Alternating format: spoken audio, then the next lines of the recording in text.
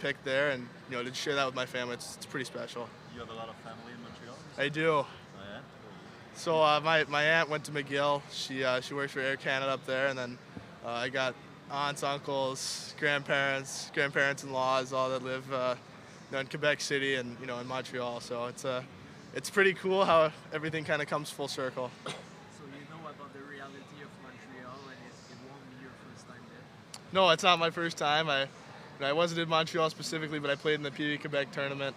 I've been up in the area. I stayed there for 10 to 12 days, but played plenty of hockey games in Montreal for different tournaments. So it's a big hockey town, and with pressure comes pride, and I want to be a part of that. Were you surprised when you picked at that spot? I think you go in with an open mind. Once you see different goalies going off the board, you think any pick could be you. Just different teams have different needs, and to go to the Montreal Canadiens, I don't think I could write the script any better. Had they shown the interest in you before? They had. I talked to them a few days ago just on the phone about different teams I'd met with and stuff like that, but I had a good interview with the Combine with them, and I thought maybe that played a good part into this. How can you describe yourself as a goalie? I play a pretty simple game. I'm not a guy that over moves or is laying on his back, flopping around. I like to be on my feet, and I think my game's nothing sexy. I just stop the puck. Who would you compare yourself to? I think I play like Cam Talbot, Jake Ottinger, and Craig Anderson. Kind of those three guys. It's a good mix. They're not anything stylistically special. They stop the puck. What do you think you'll need to get to the next level? What are your plans to work on over the next 2 years? Obviously, going to Boston College, it's a special school, and we're gonna have a special group of guys there. So I think for me, it's just getting more mature. I'm only 18 years old.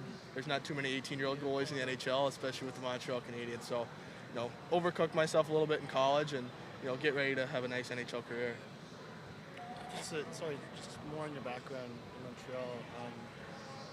What's the origin of that? How did that work?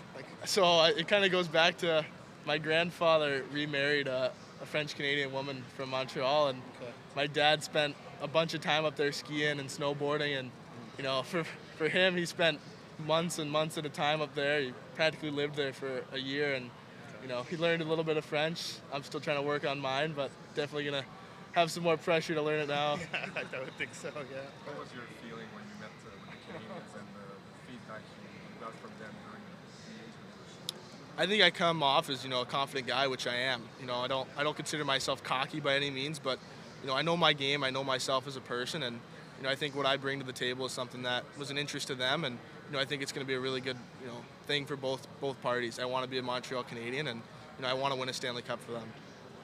Areas of focus in terms of development? I want to get faster. I think every level of the game just gets that much quicker. The NHL is so fast now that if you're even a little bit later, not set for half a second, guys can shoot the puck so fast and in the perfect spot that if you're not ready for it, it's going to go in quite a bit if you're not fit enough and quick enough to get there. The old cliche is that being a goaltender might be the toughest job in the NHL. Is it the type of challenge that you're looking for in the future? I want it to be. I think as a competitor, I don't want it to be easy. I think I want the bright lights. I want the big stage, and I said earlier, I think pressure's a privilege. So the more pressure it is, I think it just means that you just got to go out and perform your best. You said overcook in college. Goalies take longer to get to the NHL. Everyone knows that. Do you hope to spend your 4 years at BC? Is that kind of the plan, or no?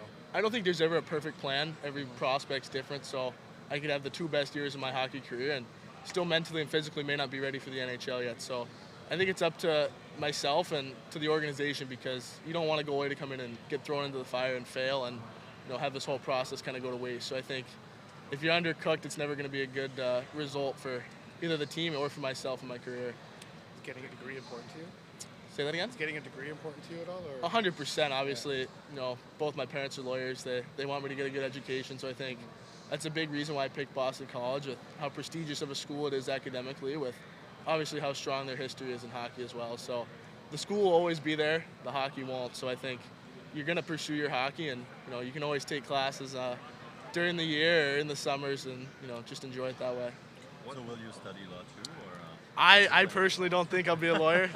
I think that'd be a lot longer than maybe the degree that most of the guys are going in for. But I think the law is super interesting, and there's a long time when there's life after hockey, so you never know. But what field are you going in? I'm going to be a communications major, maybe in the sports management, stuff like that. I want to do something useful. I don't want to just be a guy that goes for hockey. Obviously, you're going to be an NHL hockey player, develop to get to the next level, but you still want to develop into a young man as well. What might be your weakness or the thing you're going to need to work on for the next month?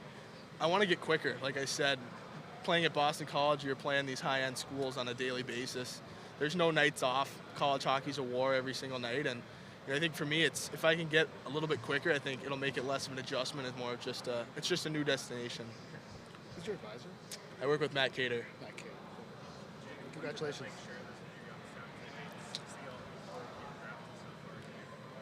It's unbelievable. I think anytime you win a championship, you're just bonded with those guys forever, and that's something nobody can ever take away from us. So whenever I see those guys, it's something that we'll have our rings, we'll have the hats, the memorabilia. We'll always have each other, and to see those guys have their names called as well and accomplish their dreams, it's unbelievable. You grew up in Melbourne, Florida, is that correct? That is correct. How do you get into hockey growing up in Florida? So my dad got into the men's league really late, in his late 30s, and from my earliest memory of anything in life was rolling around the floor at the rink, and I got a pair of plastic Fisher-Price skates, and I was just stomping around the house. I had a stick probably 3 feet too tall for me, but I just loved hitting things, and I fell in love with the game at such an early age. Thanks, Jacob. Thank you. Absolutely. Best of luck. I've been there. I can't even count. It's nothing new to me. But it's You'll be like there for the